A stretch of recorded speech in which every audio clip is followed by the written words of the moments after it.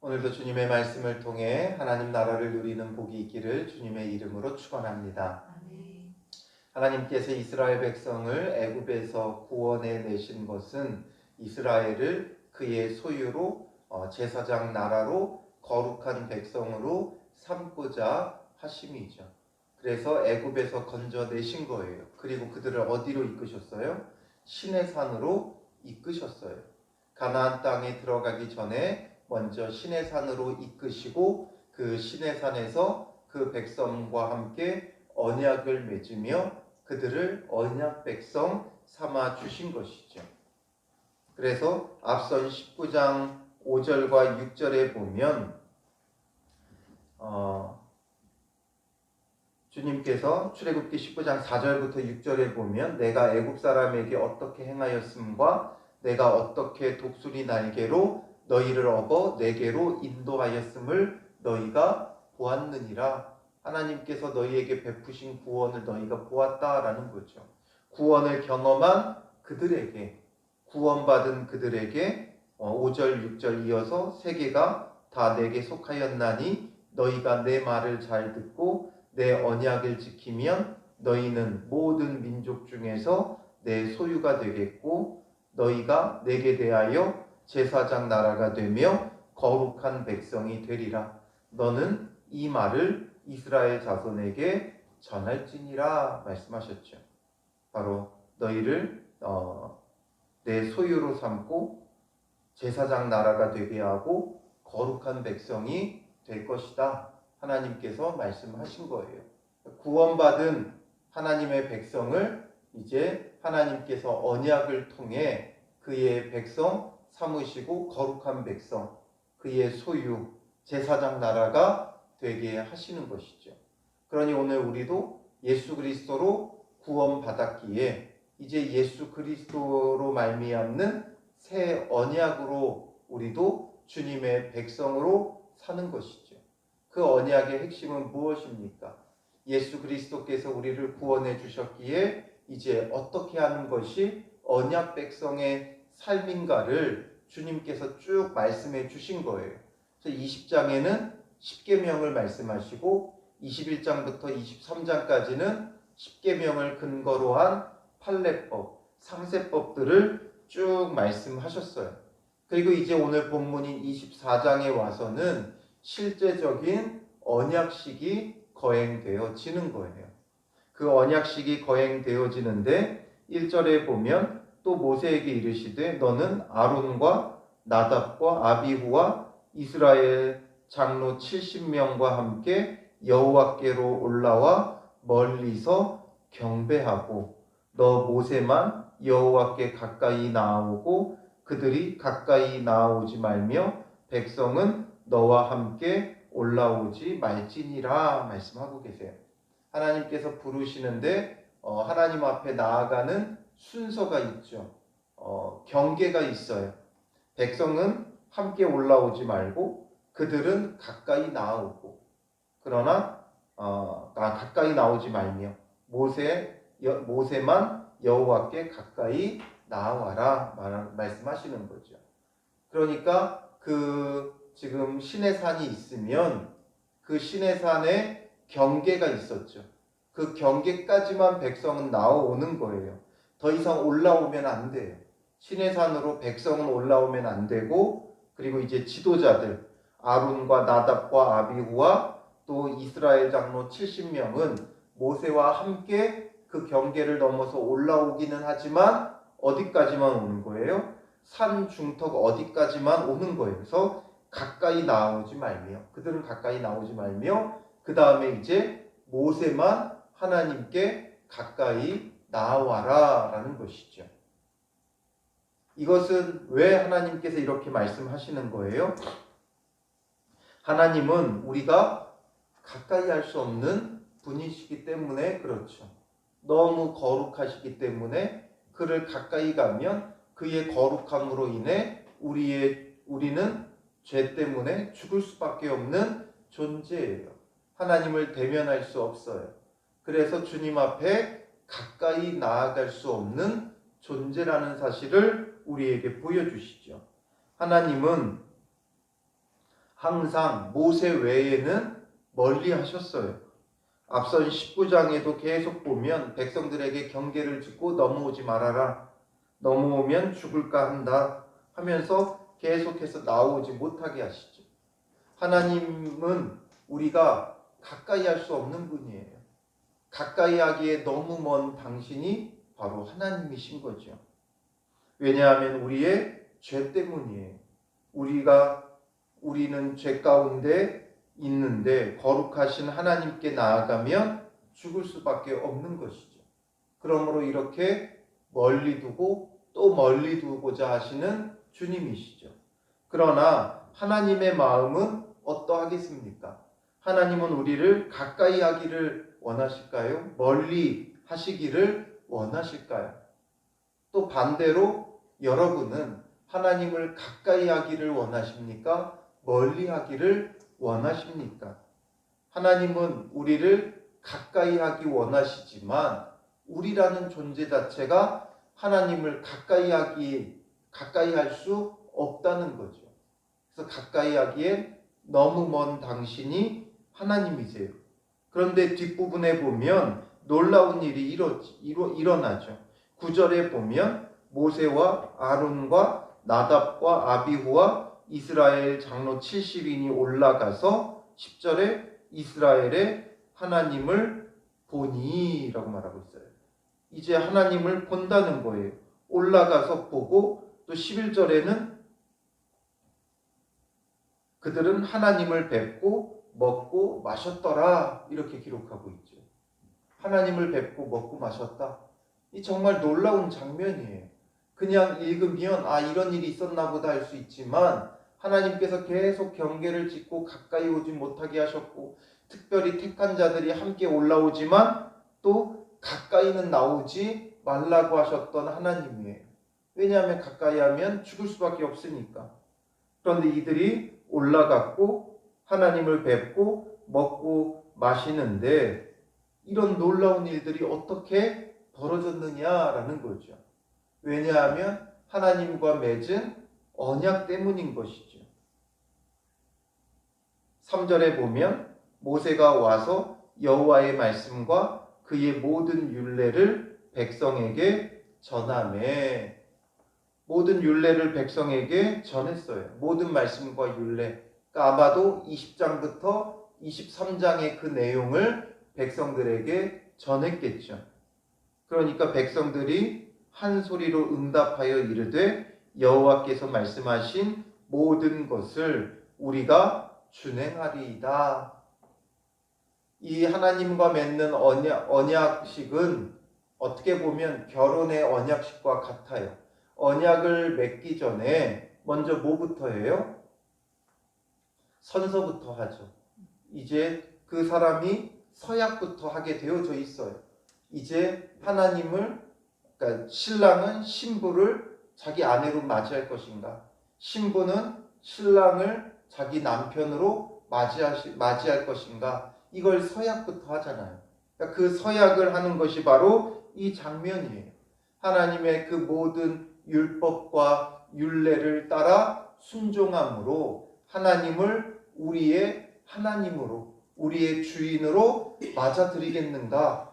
그 질문이에요. 하나님을 나의 하나님으로 인정하고 믿고 따르겠다는 서약은 그냥 내가 예수님을 믿겠습니다. 하나님을 따르겠습니다. 이래서 되는 것이 아니라 여호와의 모든 말씀과 율례를 다 지켜 행하겠는가라는 거예요. 예수 믿고 구원 받았죠.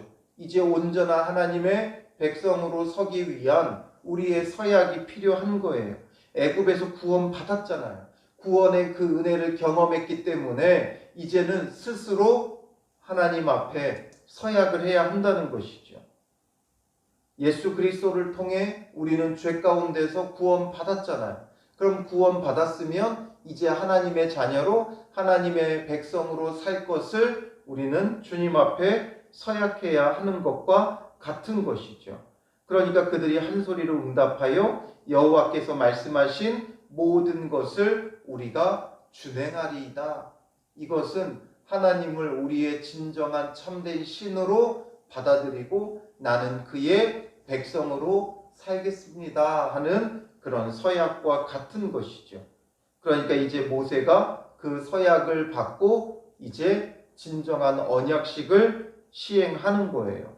4절에 여호와의 모든 말씀을 기록하고 이른 아침에 일어나 산 아래에 제단을 쌓고 이스라엘 12지파대로 12기둥을 세우고 제단을 쌓고 기둥을 세웠다라는 것이죠. 그리고 여호와께 소로 번제와 화목제를 드리게 하고 모세가 피를 가지고 반은 여러 양푼에 담고 반은 제단에 뿌리고 언약서를 가져다가 백성에게 낭독하여 듣게 하니라고 말하고 있죠. 이제 번제와 화목제를 드려요. 번제와 화목제. 이 번제는 제물을 완전히 불태워 드리는 거예요. 불태워 드린다. 모든 것을 완전히 불태워 드린다. 어떤 느낌이 드세요? 우리가 불살라 드린다. 내 영혼을 불살라 드린다. 이런 표현을 하듯이 완전한 희생과 헌신을 의미하는 거예요. 이제 주님 앞에 완전한 희생과 헌신의 삶을 살겠다 다짐하고 또 화목제를 드려요. 화목제는 뭐예요? 화목해 하는 제사죠. 그래서 화평과 교제를 누리는 것이 화목제예요. 그러면서 이제 그 짐승의 피를 가져다가 반은 제단에 뿌렸다라는 거죠. 언약의 피예요. 이 언약식의 중요한 게 피예요. 고대 사회에서 고대 국가에서 국가 간의 계약을 체결할 때는 계약 당사자들이 상대편의 그 희생 제물의 피를 마심으로 계약이 이루어졌어요. 꼭 피가 필요했어요. 왜 피가 필요했느냐? 이 피의 언약은 피는 생명을 뜻하죠. 그러니 생명을 걸고 이 언약을 지키겠다라는 것이 피의 언약이에요. 그리고 또 한편 이제 생명 걸고 지키겠다는 것이고 또 한편으로는 계약을 위반할 때는 반드시 피로써 갚는다. 생명으로 갚는다라는 거죠. 그 계약을 어기면 죽음을 뜻하는 거예요. 피는 생명과 죽음 두 가지를 다 의미하죠. 그러니 생명 걸고 지킬 것을 또 지키지 않으면 죽임당할 것을 약속하는 것이 바로 피의 언약인 것이죠. 그러니 먼저 제단에 뿌려요. 제단에 뿌린다는 건 무엇을 의미합니까? 생명 걸고 지키겠다는 것을 서약하는 거죠. 우리가 우리의 생명을 다하여 지키겠다. 그러니까 제단에 뿌리고 뭘 해요? 언약서를 가져다가 백성에게 낭독하여 듣게 하니. 먼저 언약서를 가져다가 백성에게 낭독하여 듣게 해요. 이 언약서가 뭐예요? 앞서서 모세가 기록했죠. 4절에 보면 모세가 여호와의 모든 말씀을 기록하고, 이 기록이 바로 언약서예요. 최초의 성경의 기록에 대한 기록이죠. 그러니까 모세가 이 언약서를 기록함으로 성경을 기록한 거예요. 출애굽기 20장부터 23장의 내용의 그 모든 것을 다시 한번 그들에게 낭독하여 줬고, 또 백성들은 뭐라고 반응해요? 7절에 보면 여호와의 모든 말씀을 우리가 준행하리이다. 이것이 두 번 반복되죠. 처음에는 그냥 전했어요. 산에서 내려와서 하나님께서 말씀하신 것을 전했어요. 그러니까 백성들의 그 의사가 우리가 다 준행하겠다. 그래서 이제 언약식이 진행되면서 이번에는 기록된 언약서를 낭독하는 거예요. 기록되었기 때문에 말로만 하는 것과 기록된 것은 다르죠. 기록된 것은 정확하게 그들이 보고 확인할 수 있어요. 말로만 하는 건 흘려보낼 수 있죠. 그런데 기록된 것은 변개치 못해요. 물론 구두 약속도 약속이지만 기록으로 문서로 남겨놓으면 그보다 더 정확한 게 없어요. 그러니 이제는 더욱더 분명하고 정확하게 기록해서 낭독하고 기록된 모든 것들을 백성들이 보고 확인하면서 정확하게 이제 계약이 진행되어지고 있는 거죠. 우리도 집을 계약할 때 그렇잖아요. 먼저 그 집을 살펴보면서 구두로 이야기를 해요. 이 집은 어떻고 이 집을 이제 얻게 되면 어떻게 사용해야 되고 이런 것들을 구두로 얘기해요. 그리고 이제 중요한 의무를 말하죠. 보증금은 얼마고 임대료는 얼마고. 그럼 그것을 내가 하겠다, 안 하겠다. 먼저 구두로 그 의사를 확인한 다음에 부동산에 가서 그 계약 조항들을 일일이 이제 기록해서 확인하게 하죠. 그래서 중개인이 그 가운데서 중개하는 중매자가, 중보자가 이제 그것을 하나하나 이야기해주고 그대로 하겠다. 그러면 이제 주인이 원하는 것들을 다 담고 그 다음에 임차인이 이제 그것을 다 받아들이겠다 하면 어떻게 해요? 이제 사인하고 거기에다가 이제 확인을 하죠. 그래서 도장을 찍고 사인을 하고 서명을 하고 그렇게 하겠다. 정확하게 이제 문서로 남기듯이 이 언약서를 가져다가 분명하게 이제 계약을 성사시키고 있는 것이죠. 그 가운데 이제 모세는 하나님과 이스라엘 백성 사이에서 무엇을 하고 있는 거예요? 중매자, 중개자, 중보자로서 지금 이 계약을 진행하고 있는 것이죠. 그러니까 모세는 여기서 예수 그리스도의 예표의 역할을 하고 있는 거예요. 그러니까 하나님은 모세만 계속 가까이 오게 하시죠. 모세가 중보자는 아니에요. 중보자의 역할을 하는 것이고 중보자의 예표를 하는 거죠. 진정한 중보자는 예수 그리스도 외에는 없어요. 예수님만이 우리의 중보자가 되어주시죠. 그래서 모세가 이 사이에서 지금 이 언약을 체결하고 있는 거예요.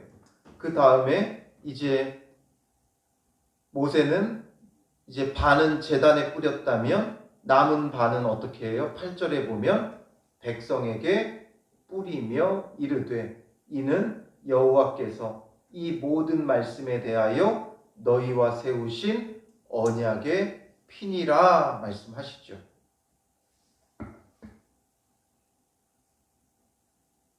이제 이 언약의 피를 그들에게 뿌려요. 그들에게 뿌리는 이유는 뭐예요? 피로써 정결하게 세우고자 하는 것이죠. 레위기 17장 11절에 보면 육체의 생명은 피에 있음이라 내가 이 피를 너희에게 주어 제단에 뿌려 너희의 생명을 위하여 속죄하게 하였나니 생명이 피에 있으므로 피가 죄를 속하느니라 말하죠. 피가 죄를 속하느니라. 그리고 오늘 본문의 장면을 히브리서에 보면 이렇게 기록하고 있어요. 히브리서 9장 19절에 모세가 율법대로 모든 계명을 온 백성에게 말한 후에 송아지와 염소의 피 및 물과 붉은 양털과 우슬초를 취하여 그 두루마리와 온 백성에게 뿌리며 온 백성에게 뿌렸다. 히브리서 기자가 이렇게 분명히 이야기하죠. 그러면서 그것을 뭐라고 말해요? 히브리서 9장 20절에 보면 이르되 이는 하나님이 너희에게 명하신 언약의 피라 하고 그리고 히브리서 9장 21절에 또한 이와 같이 피를 장막과 섬기는 일에 쓰는 모든 그릇에 뿌렸느니라. 9장 22절에 율법을 따라 거의 모든 물건이 피로써 정결하게 되나니 피 흘림이 없은즉 사함이 없느니라. 바로 피 흘림이 없으면 사함이 없다. 피를 뿌린 이유는 죄 사함을 위하여 뿌렸다라는 것을 이야기해주고 있는 것이죠.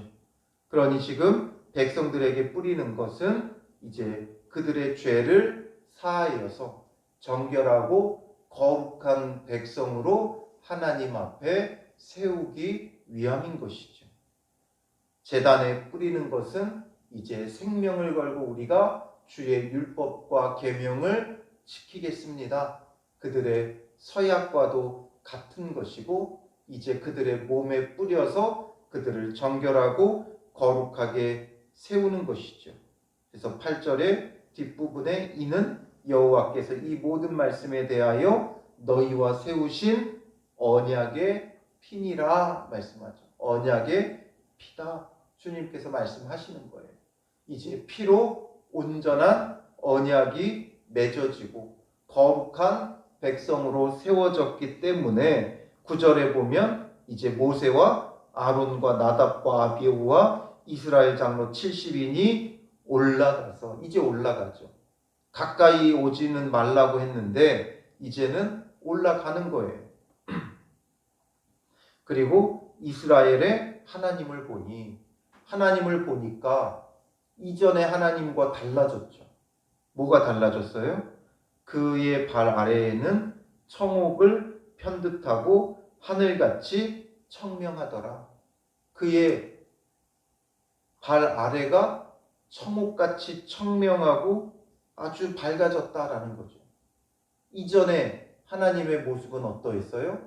빽빽한 구름이었죠. 구름으로 가렸어요. 즉 가까이 하기에는 너무 먼 당신, 우리에게 그의 모습을 보일 수 없어요. 그의 거룩하심으로 인해 우리가 죽을 수밖에 없는 거죠. 그런데 이제 이 언약의 피로 말미암아 정결함을 얻으니까 그 빽빽한 구름을 거두고 청명함을 그들에게 보여주고 계신다라는 거죠. 그러니 11절에 하나님이 이스라엘 자손들의 존귀한 자들에게 손을 대지 아니하셨고, 하나님께서 손을 대지 아니하셨다는 거예요. 그들에게 손을 대야 마땅하지만 대지 아니하셨다라는 거죠. 그들의 죄로 인해 그들을 멸하셔야 하지만 그렇게 하지 않으셨다는 거예요. 그건 바로 지금 이 언약의 피 때문에 은혜를 베풀고 계신다는 거죠. 이 언약의 피 때문에 죽어 마땅한 그들이 은혜를 입고 있고 하나님께서 손을 대지 아니하셨고, 더 놀라운 것은 그들은 하나님을 뵙고 먹고 마셨더라. 하나님을 뵙고 먹고 마셨다. 먹고 마신다는 건 뭐예요? 하나님과 교제한다는 거죠. 화목제를 드렸고 그 화목제물을 함께 먹고 마시는 거예요. 함께 먹고 마심으로 이제 하나님과 교제하는 그런 은혜를 지금 베풀고 계신 것이죠. 이 놀라운 은혜를 우리는 기억해야 돼요. 이 은혜가 오늘 우리에게도 동일하게 주어지고 있죠. 앞서서 언약의 피라고 했어요. 이 장면들을 생각해 보면 어떤 장면과 굉장히 비슷해요? 예수님께서 제자들과 함께 성만찬을 나누는 장면과 굉장히 유사하죠. 이것은 이제 예수님을 통해 누리게 되는 그 성만찬의 예표가 바로 이 24장인 거예요. 출애굽기 24장이 성만찬의 예표예요. 마태복음 26장 26절부터 28절에 보면 그들이 먹을 때에 예수께서 떡을 가지사 축복하시고 떼어 제자들에게 주시며 이르시되 받아서 먹으라, 이것은 내 몸이니라 하시고, 또 잔을 가지사 감사기도 하시고 그들에게 주시며 이르시되 너희가 다 이것을 마시라, 이것은 죄 사함을 얻게 하려고 많은 사람을 위하여 흘리는 바 나의 피 곧 언약의 피니라 말씀하죠. 죄 사함을 얻게 하려고 많은 사람을 위하여 흘리는 예수 그리스도의 보혈의 피로 이제 이 포도주를 나누어 주시며 이것이 언약의 피다 말씀하셨죠. 그래서 이 잔을 받고 이 떡을 먹는 자마다 죄사함의 은혜를 누릴 뿐만 아니라 예수 그리스도와 함께 먹고 마시며 교제하는 자가 되는 거예요. 그 제자들에 대해서 이 본문을 나눌 때 많이 이야기했죠. 제자들의 면면을 보면 성만찬을 받을 자격이 없는 자들이에요. 예수님과 가까이 할 수 없는 자들이고 하나님과 가까이 할 수 없는 자들이에요. 하나님께 가까이 나오지 말라 말씀하셨던 나답과 아비후와 장로 70명과 같아요. 이들은 지금 백성들을 대표로 해서 왔지만 이들은 가까이 갈 수 없어요. 오직 모세만 가까이 갈 수 있어요. 특별히 우리가 여기서 아론의 두 아들 나답과 아비후를 알죠.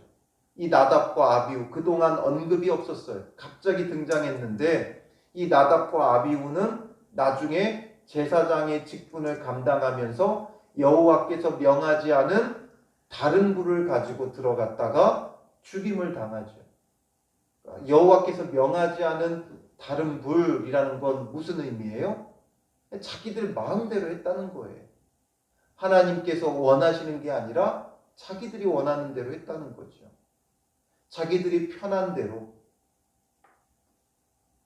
꼭 그것만 하나님 앞에 드려야 되느냐? 그냥 편한 대로 하는 거죠.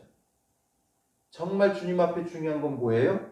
지금 율법과 규례대로 우리가 다 준행하리이다. 하나님의 말씀대로 행해야 돼요.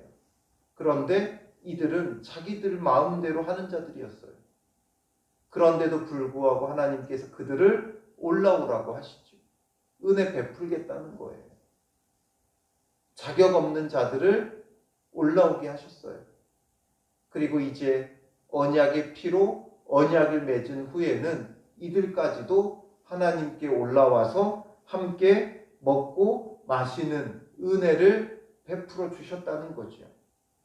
그러니 제자들의 모습과 이 아론, 나답, 아비후, 장로 70인의 모습은 다르지 않아요.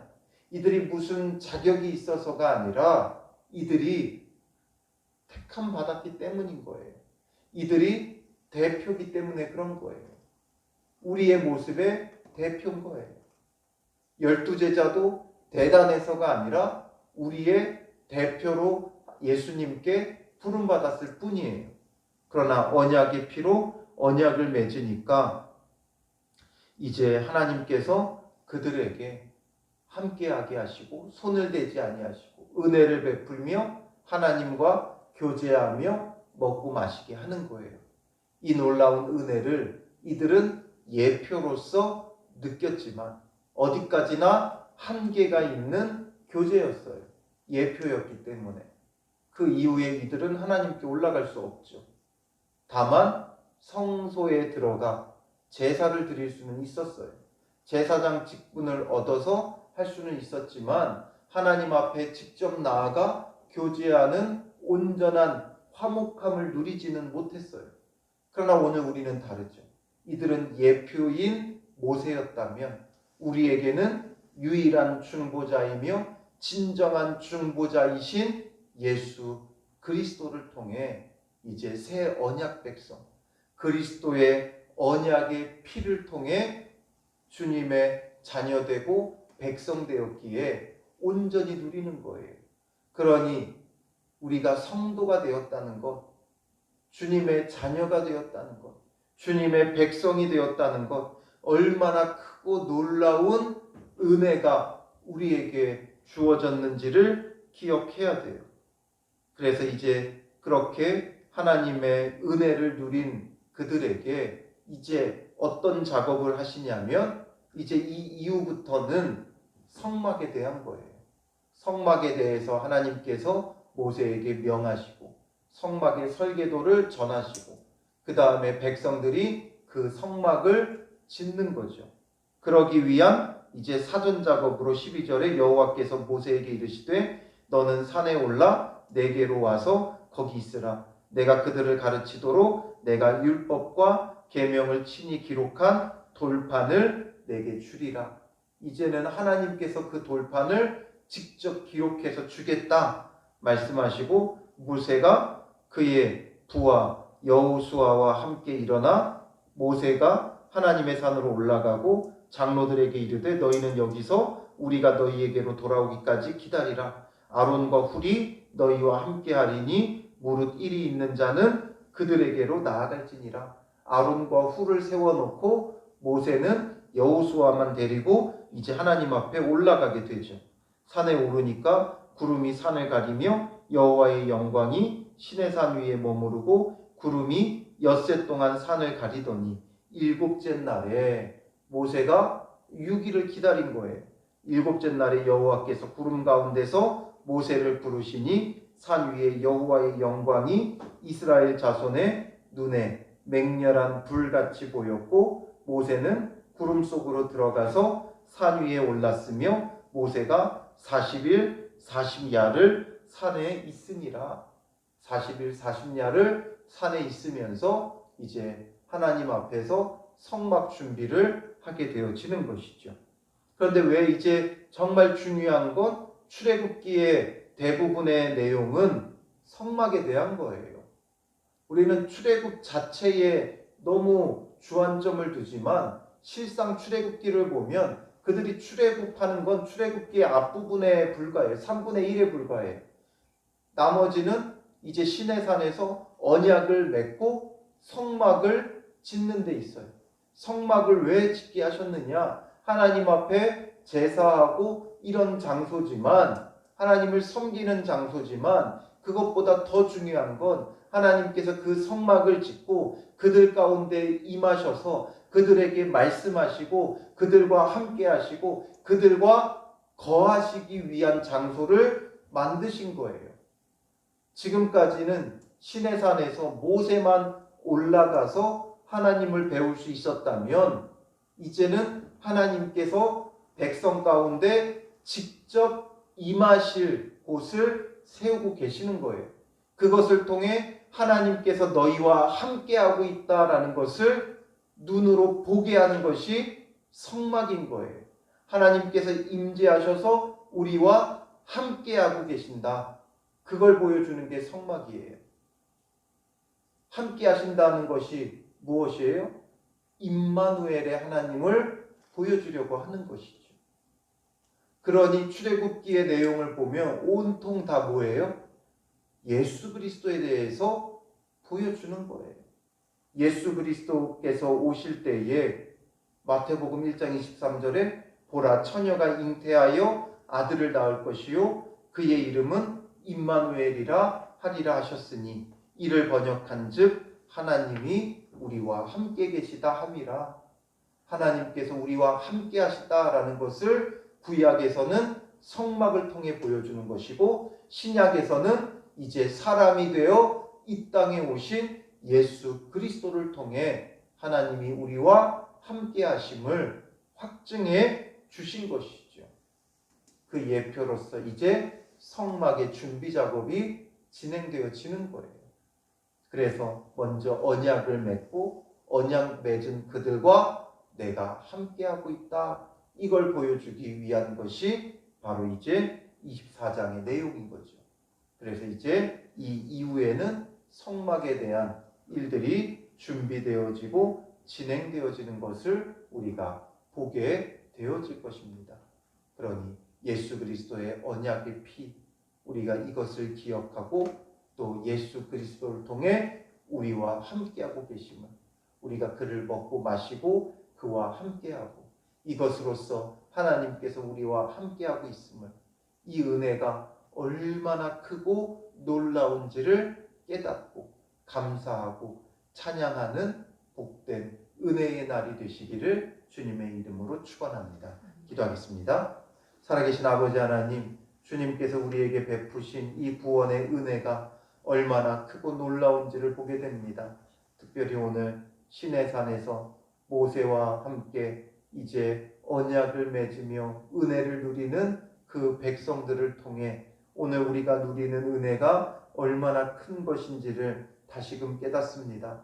예수 그리스도의 십자가의 보혈로 죄사함을 얻고 구원함을 얻었으니 이제 우리는 주님의 모든 율법과 규례에 순종하며 준행하며 따르는 거룩한 주님의 백성이 되기를 다시금 다짐하게 하시고, 예수 그리스도를 통해 하나님과 나누는 이 교제가 얼마나 복된 것인가를 깨닫게 하시고, 주님과 더 깊이 교제하며 말씀과 기도로 살아가는 믿음의 사람들 되게 하옵소서.